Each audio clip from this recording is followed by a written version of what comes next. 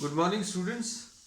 Today in 12th class physics, we are continuing with the chapter and exercise of chapter 4. है ना? We had completed up to question number 18th. आज question number 19 से start करना है. Book को सामने रखना so that you are having the statement of the problem. Important facts and figures will be repeated here. An electron emitted by a heated cathode. Electron की बात कर रहे हैं. Electron emitted by a heated cathode and accelerated through a potential accelerated through a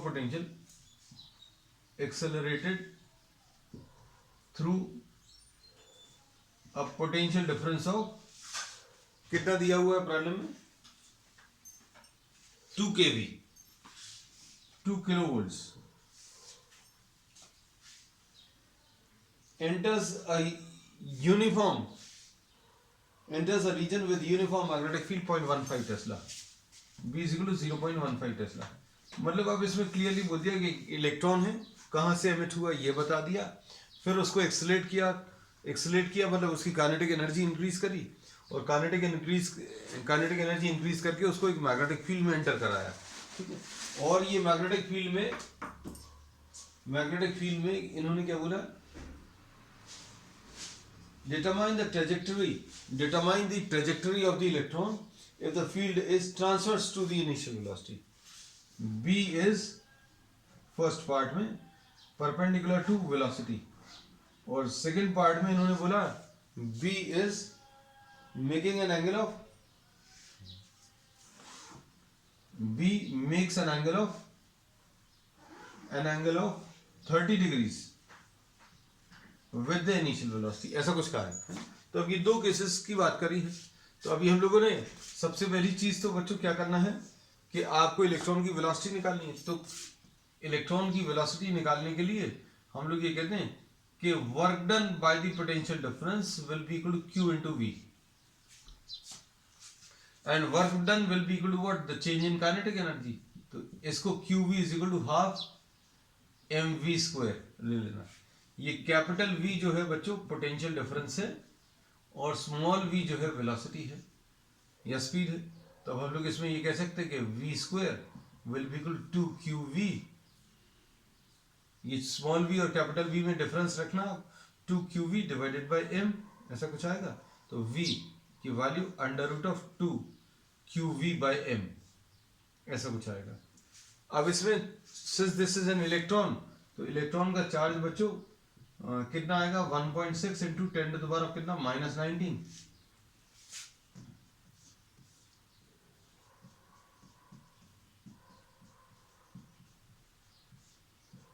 into V potential difference. अभी हमें मालूम है V कितना दिया हुआ 2 kV मतलब 2 इंटू 1000, ऐसा कुछ आएगा. और इसके बाद बच्चों क्या कर सकते हैं, m कितना है 9.1 into 10 to the power of -31. तो ये वैल्यूज सब्स्टिट्यूट करके आप वेलोसिटी सॉल्व कर लो. अब इसमें वेलोसिटी सॉल्व करने पर ये 10 के पावर्स कितने आ जाएंगे बच्चों, ध्यान से देखना. v will be equal to root of ये 3.2 और ये 6.4 आ जाएगा. 3.2 इंटू 2 6.4 अपॉन 9.1 और ऊपर कितना आ जाएगा ये 10 to the power of -19 plus 3 10 के पावर्स और ये प्लस 31. इसको सिंप्लीफाई कर लो तो ये आ जाएगा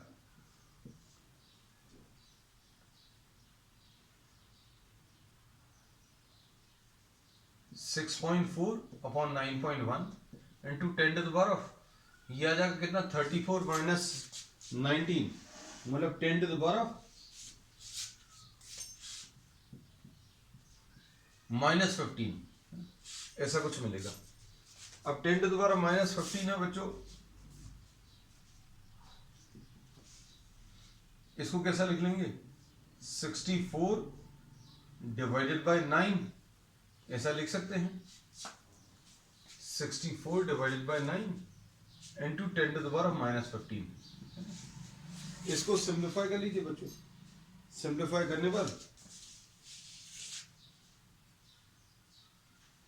ये कितना आ जाएगा,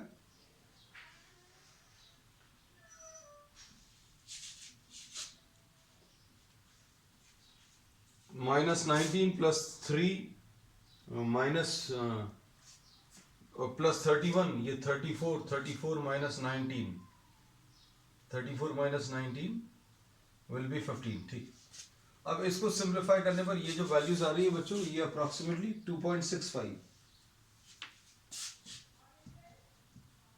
इंटू 10⁻, ये +15 आएगा, वही अभी हम सोच रहे थे कुछ गड़बड़ है। +3 एंड +31 34 आएगा, 34 -19 है ना। अब इसमें ये 15 10⁻15 ऐसा कुछ मिलेगा है ना। अब इसके बाद वैल्यूज रख लो। अब ये सॉल्व करने पर बच्चों 2.65 into 10⁻7 metres per second. So this is the velocity with which the electron is entering the magnetic field है। अब इसके बाद इसमें इन्होंने बोला है you have to find out the trajectory, और ट्रेजेक्टरी अगर बताना तो ये अभी हमें मालूम है, कोई भी चार्ज किसी मैग्नेटिक फील्ड में अगर एंटर करेगा और परपेंडिकुलरली अगर एंटर करेगा तो it starts moving on a circular path है। तो ये अभी हम आपको लिख दे रहे हैं यहां पर। अब ए पार्ट का, if a charged particle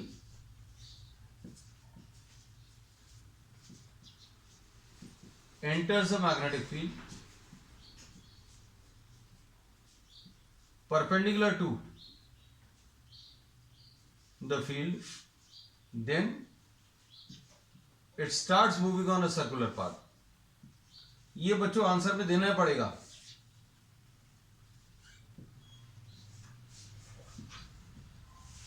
And radius of the circular path r will be equal to mv upon qv, ऐसा लिख सकते हैं। r की value mv divided by qv। अब इसमें बच्चों ध्यान से देखना,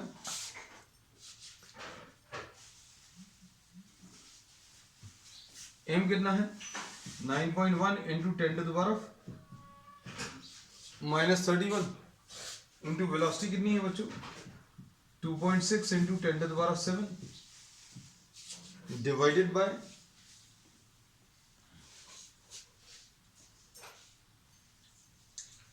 Q की value 1.6 into 10⁻⁻19। Just 1 minute, values रखकर सॉल्व करो जब तक कितना आ रहा है।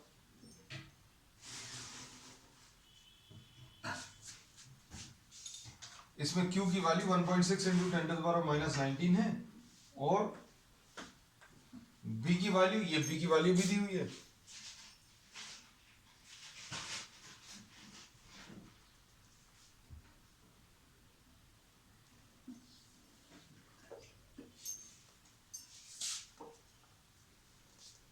ये देखो Q की वैल्यू 1.6 इंटू 10⁻⁻19 और B की वैल्यू बच्चों कितनी है 0.15। अब इसको रखकर सिंप्लीफाई कर लो, अगर सिंप्लीफाई हो जाए आसानी से, नहीं तो अभी आप सॉल्व कर लीजिएगा। सॉल्व करने वाला पार्ट 9.1 इंटू 2.6 अपॉन 1.6 इंटू 0.15, ये नंबर्स आ गए, इंटू 10⁻⁻31 +7 एंड +19, तो ये कितना आ जाएगा 7 + 19 26, ये 26 है, 26 - 31, 26 - 31 कितना आ जाएगा -5 है। तो ये वैल्यूज रख लो।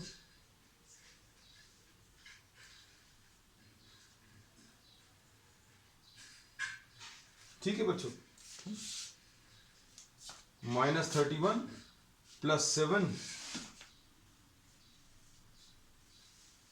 +7 एंड +19, ठीक।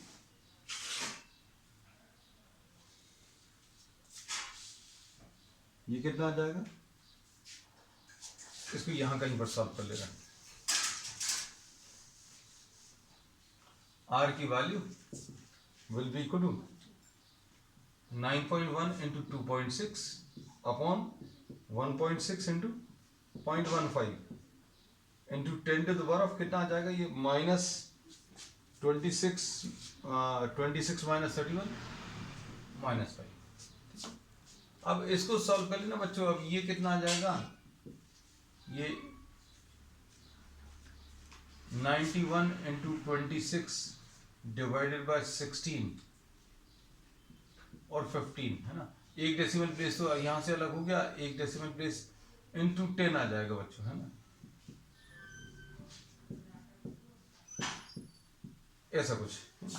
अब इसको सॉल्व करें ना, ये 15 6 आ जाएगा और ये कितना आ जाएगा 6 6 36 6 2 12 और 3 15 है ना। तो ये अप्रोक्सीमेटली बच्चों 10 टाइम्स कैंसिल हो जाएगा, 10 to the power of -4। ये approximately 10 to the power of -3 metres approximately. कैसे किया, अभी हमें ये 16 है, ये 156 है, 16 10s are 160 होगा, तो ये अप्रोक्सीमेटली 10 टाइम्स कैंसिल होगा। तो बच्चों आंसर अप्रोक्सीमेटली इतना ही आ रहा है, 1 millimetre. So radius of the circular path will be 1 millimetre. अब इसके बाद क्या बोला है, अब इसके सेकंड पार्ट में देखना ध्यान से। सेकंड पार्ट में इन्होंने बोला the charge is entering the magnetic field making an angle of 30 degree. तो ये अभी हम लोगों को थ्योरी क्लास में भी अभी हम लोगों ने डिस्कस किया था कि अगर कोई चार्ज किसी मैग्नेटिक फील्ड में एंटर कर रहा है, अगर कैसा making some angle, then it starts moving on a helical path. ये देखना, ऐसा कुछ डायग्राम है इसका। ये मैग्नेटिक फील्ड है और ये वेलोसिटी, और वेलोसिटी का एंगल जो है बच्चों 30 डिग्री। ये v पैरेलल है और ये v परपेंडिकुलर है। अब क्या होगा बच्चों, ध्यान से देखना, इसके कारण ये सर्कुलर पाथ पर ऐसा मूव करेगा, है ना। इसमें अभी हम लोगों ने बोला कि ये जो वेलोसिटी, सेकंड केस में वेलोसिटी और मैग्नेटिक फील्ड के बीच में जो एंगल है वो 30 डिग्री है। तो वेलोसिटी के दो कंपोनेंट्स निकाल लो, एक तो ये अलोंग दी एक्सिस ये वाला निकाल लो, और perpendicular to along the magnetic field एक कंपोनेंट, और perpendicular to the magnetic field एक और कंपोनेंट, है ना।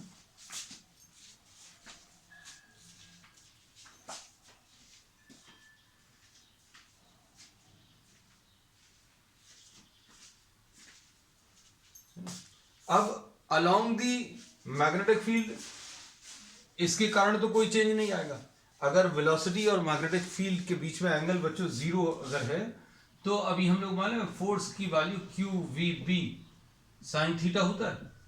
तो इसमें V पैरेलल के कारण कोई फोर्स नहीं आएगा, मतलब इसके कारण it will continue to move in this direction. लेकिन ये परपेंडिकुलर जो कंपोनेंट है उसके कारण क्या होगा, it will start moving on a circular path, है ना। ये सर्कुलर पाथ के लिए रिस्पॉन्सिबल रहेगा V परपेंडिकुलर, और इसके कारण राइट की तरफ जाएगा। So what will happen ultimately, this will move on a helix. ये ऐसा कुछ मूव करेगा। The details we have discuss in the theory classes, है ना। तो इतना अभी हम लोग मालूम होना चाहिए कि किस कंपोनेंट के कारण सर्कुलर पाथ है। तो अभी हम लोग कहते हैं, ये फर्स्ट पार्ट में भी पढ़ा कि परपेंडिकुलर जो कंपोनेंट आएगा, जो वेलोसिटी मैग्नेटिक फील्ड के परपेंडिकुलर है उसके कारण सर्कुलर पाथ आएगा, और इसके कारण it will move towards the right side, है ना। तो अब इसमें देखना, when V makes 30 degrees with B, then electron moves on a helix, and radius of the helix ये कैसे मिलेगा, MV perpendicular divided by QB। अब इसमें V perpendicular कितना आ जाएगा बच्चों, ध्यान से देखना, V पैरेलल V cos 30 आएगा, और V परपेंडिकुलर ये V sin 30 आएगा, है ना। यानी ये V/2 आएगा, है ना। जितनी वेलोसिटी आई थी उसका हाफ हो जाएगा, है ना। अब देखो बाकी सारे फैक्टर्स तो बिल्कुल सेम है।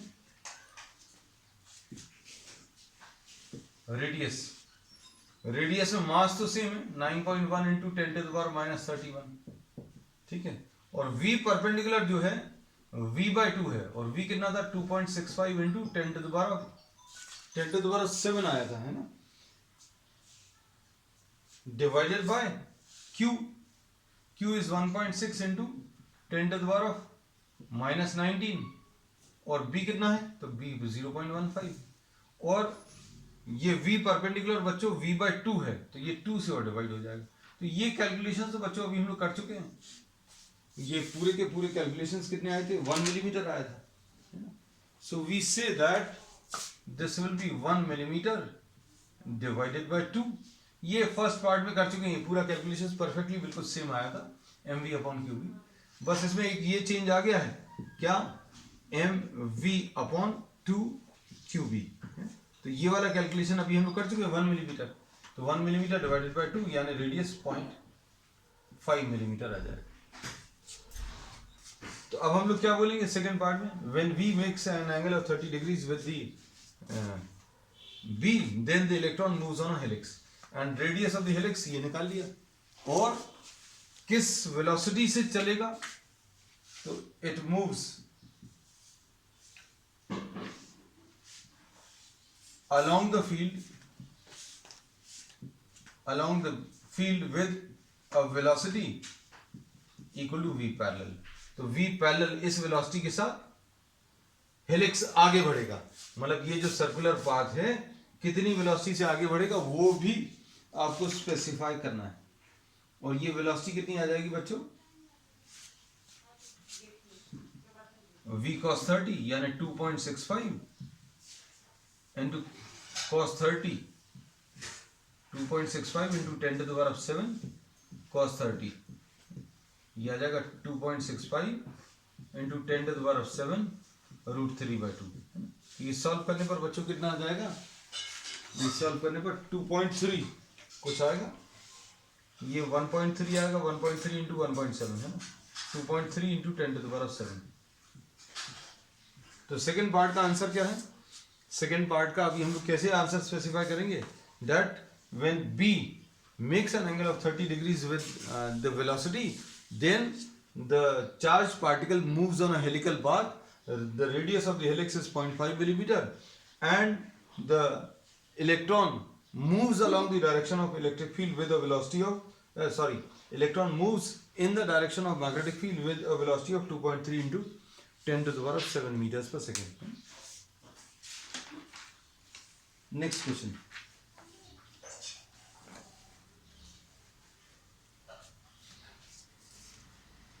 क्वेश्चन नंबर 20 देख लेना।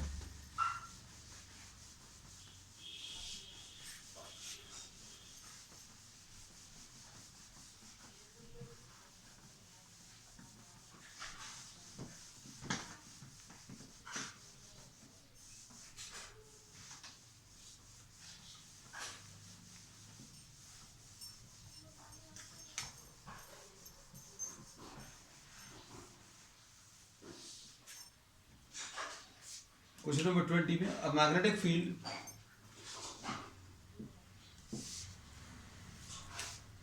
Is set up using Helmholtz coil is uniform in a small region. ये अभी हम लोग पढ़ चुके हैं बच्चों, हेल्महोल्ट्ज कॉइल, ये अभी हम लोग डिटेल में डिस्कस किया था।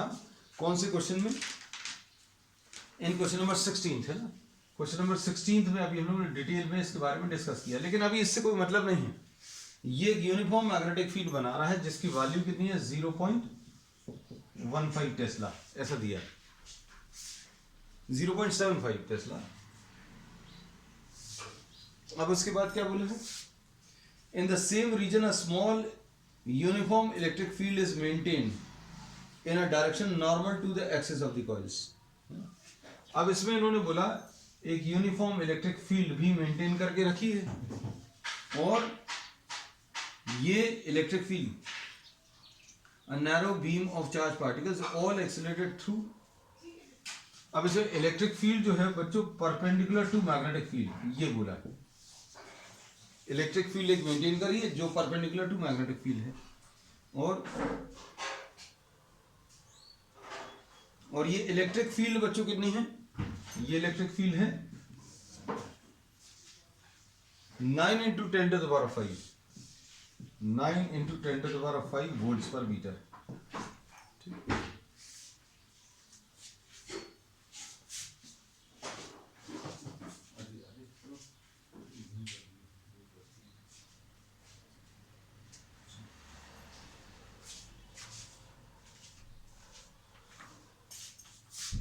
अब इसमें नेक्स्ट क्या है,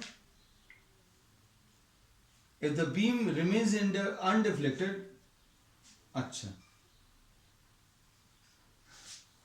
अब इन्होंने बोला है कि चार्ज पार्टिकल इस रीजन में एंटर कर रहा है। किस रीजन में एंटर कर रहा है, जहां पर इलेक्ट्रिक फील्ड भी है और मैग्नेटिक फील्ड भी है ना? और ये ऐसा कुछ डायग्राम अभी हम लोगों ने लिया था, तुम लोगों को अगर याद हो, ये थ्योरी क्लास में अभी हम लोगों ने डिस्कस किया है। ये वेलोसिटी सिलेक्टर वाला ही केस है। वेलोसिटी सिलेक्टर में अभी हम लोग क्या करते हैं बच्चों, कि आप एक इलेक्ट्रिक फील्ड लगाते हैं और इलेक्ट्रिक फील्ड के कारण चार्ज पार्टिकल, सपोज ये पॉजिटिवली चार्ज पार्टिकल है, ये पॉजिटिवली चार्ज पार्टिकल ऐसा कुछ डिफ्लेक्ट हो जाएगा, है ना? ये पॉजिटिव, अगर ये पॉजिटिवली चार्ज पार्टिकल है और ये स्ट्रेट मूव कर रहा था, तो इलेक्ट्रिक फील्ड के कारण क्या होगा, ये डाउनवर्ड डायरेक्शन में डिफ्लेक्ट होगा। So instead of moving straight this will deflect downward. अब हम लोग क्या करने वाले हैं, इस एरिया में एक मैग्नेटिक फील्ड लगाने वाले हैं, और मैग्नेटिक फील्ड के कारण जो फोर्स आएगा बच्चों, वो कैसा आना चाहिए, इलेक्ट्रिक फोर्स जो है किसी चार्ज पार्टिकल पर, इलेक्ट्रिक फील्ड के कारण फोर्स Fe इधर कुछ आएगा, और मैग्नेटिक फील्ड आपको ऐसी लगानी है कि ये इसका जो फोर्स है that is equal and opposite to the electric force, है ना? तो अब इसके लिए अभी हम लोग क्या करना पड़ेगा, इस रीजन में ऐसी कुछ मैग्नेटिक फील्ड अप्लाई करनी पड़ेगी। क्यों? क्योंकि फोर्स का डायरेक्शन देखने के लिए आपको किसकी जरूरत पड़ती है, फोर्स का डायरेक्शन देखने के लिए आपको क्रॉस प्रोडक्ट की जरूरत पड़ती है। कौन सा वाला क्रॉस प्रोडक्ट, देखो ध्यान से, V को B की तरफ घुमाओ, V ये है और B अंदर की तरफ है, V को B की तरफ घुमाएंगे तो ये फोर्स का डायरेक्शन है, तो मैग्नेटिक फोर्स बच्चों ऊपर की तरफ चाहिए।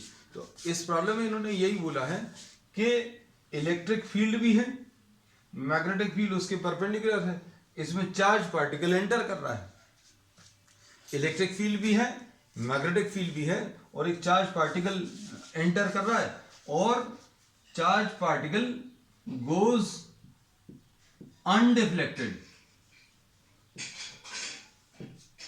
Charge particle goes undeflected due to what, under the action of Fe and Fm। जो भी चार्ज पार्टिकल्स थे वो एक ऐसे एरिया में एंटर कर रहे हैं जहां पर इलेक्ट्रिक फील्ड भी है और मैग्नेटिक फील्ड भी है, और दोनों किस टाइप से लगाई हुई है ये अभी हमने आपको बता दिया। इलेक्ट्रिक फील्ड नीचे की तरफ चार्जेस को डिफ्लेक्ट कर रही है, मैग्नेटिक फील्ड ऊपर की तरफ डिफ्लेक्ट कर रही है, और अगर ये अनडिफ्लेक्टेड है, प्रॉब्लम में इसमें इन्होंने बोला है दिस गोज अनडिफ्लेक्टेड, मतलब क्या है, इसका मतलब ये है कि Fe will be equal to Fm, है ना? अब देखो प्रॉब्लम में,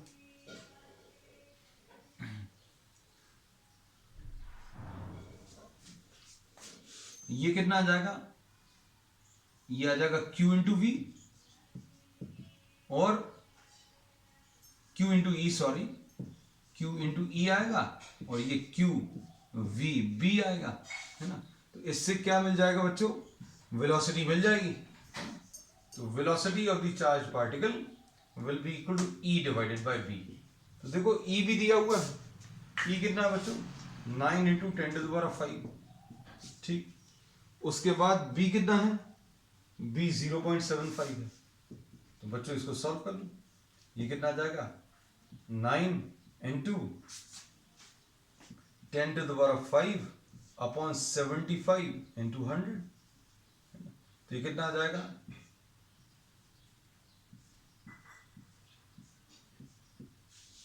है ना? सिंप्लीफाई करने पर बच्चों कितना आ रही है, 12 × 10⁵, वेलोसिटी पता चल गई। अब इसके बाद क्या बोला इन्होंने,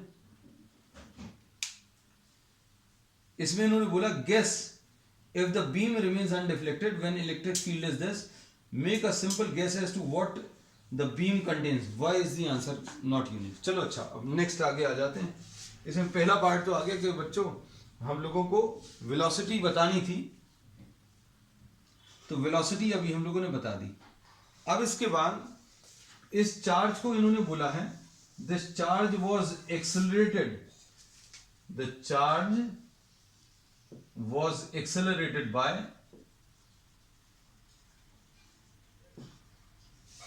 बाय हाउ मच, 15 kV।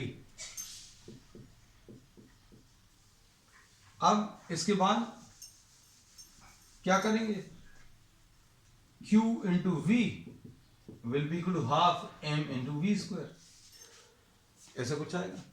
अब बच्चों ध्यान से देखना, Q डिवाइडेड बाय m, क्योंकि अभी हमें चार्ज पार्टिकल कौन सा है ये पता नहीं है, तो this will be equal to v square divided by 2v, ऐसा कुछ आएगा।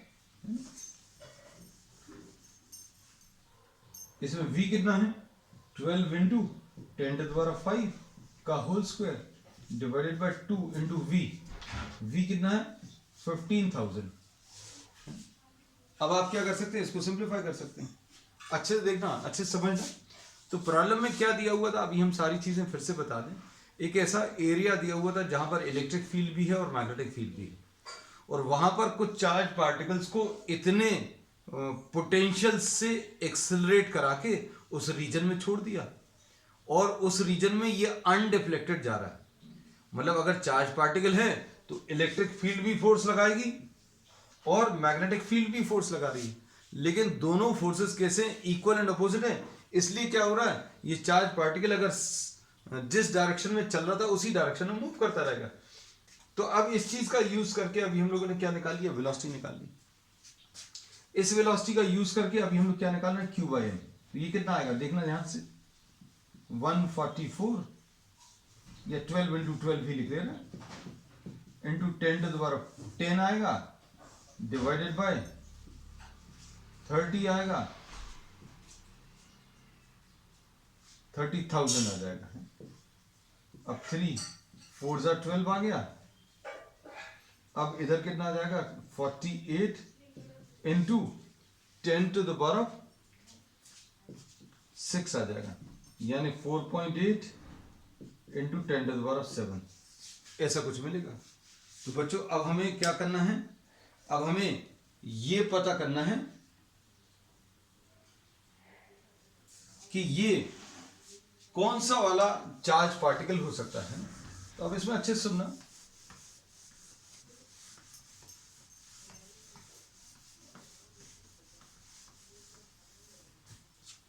ये कौन सा वाला चार्ज पार्टिकल होगा ये बताना है। अब इसमें अभी हम लोग ये कहते हैं कि Q by m for an electron, ये तो निकाल सकते हो, Q by m for an electron. Q by m for a proton भी बता सकते हो, है ना, और Q by m for a deuteron भी बता सकते हो। तो इनके सारे Q बाय m निकाल लो, है ना, और ये किसके साथ मैच कर रहा है वो चीज अभी आप चेक कर लो। अब जैसे सपोज फॉर एग्जांपल अगर प्रोटॉन के लिए लिया तो ये बच्चों कितना आता है, ये आएगा 1.6 इंटू 10⁻19 होगा बच्चों। और m कितना होता है, m अभी हम लोग मालूम है कितना होता है, प्रोटॉन का मास 1.67 इंटू 10⁻27, ऐसा कुछ होता है ना। तो अब इसमें देखना ये तो लगभग कैंसिल हो गया, है ना, और ये कितना आ जाएगा 27 - 19 मतलब 8, ऐसा कुछ आ रहा है ना। अब इसमें अगर आपने ड्यूट्रॉन लिया तो ड्यूट्रॉन का चार्ज बच्चों Q रहेगा और मास डबल होता है ना, जितना प्रोटॉन का मास होता है उसका डबल मास होगा। तो ये कितना आ जाएगा 1.6 इंटू 10⁻19 अपॉन 2 इंटू 1.67 इंटू 10⁻27। अब देखना इसमें ये तो अप्रोक्सीमेटली कैंसिल होगा, अप्रोक्सीमेटली, हम लोग ये बोल रहे हैं, तो ये कितना आ जाएगा 0.5 इंटू 10⁸ है ना, मतलब लगभग कितना आ जाएगा ये 5 इंटू 10⁷ है ना। तो अब ये कह रहे हैं, अभी हम लोग ये चीज मैच कर सकती है, तो ये 4.8 इंटू 10⁷ है, और ये भी कितना आया, ये भी 4.8 इंटू 10⁷। इलेक्ट्रॉन का भी हम लोग चेक नहीं कर रहे, इलेक्ट्रॉन का भी अगर चेक करना तो आप लिख सकते हो 1.6 इंटू 10⁻⁻19, और ये कितना आएगा 9.1 इंटू 10⁻31। अब इसको अभी हम लोगों ने इसलिए ड्रॉप कर दिया क्योंकि इधर 10 के पावर्स बच्चों कितने आ रहे थे, 10⁻31 - 19 है ना, ये 10 का 12 पावर आ रहा था।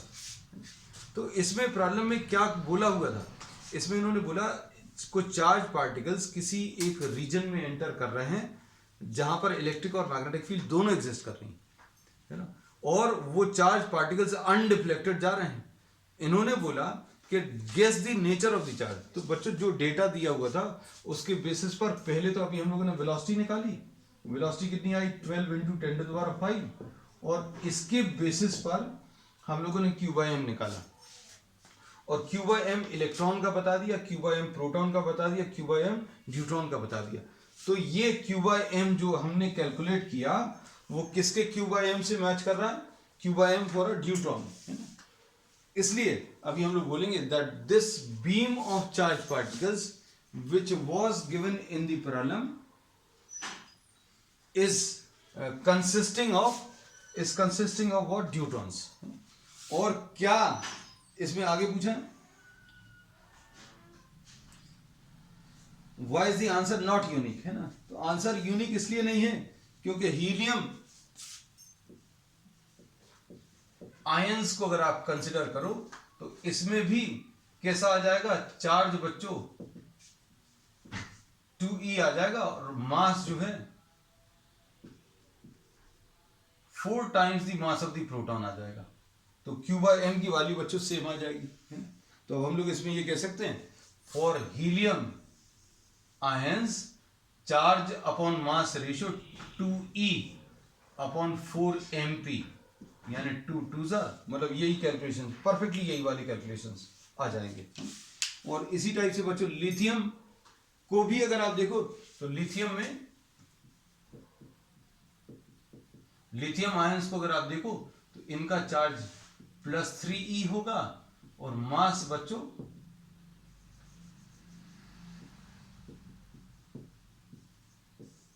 ऐसा कुछ होगा, और इनको भी अगर आप डिवाइड करोगे तो 3e अपॉन 6 mp यानी e अपॉन 2m, ऐसे ही कुछ आने वाला है ना। ठीक है, तो बच्चों आज के लिए इतना ही। We will continue with the remaining problems on the next one. That's all for today.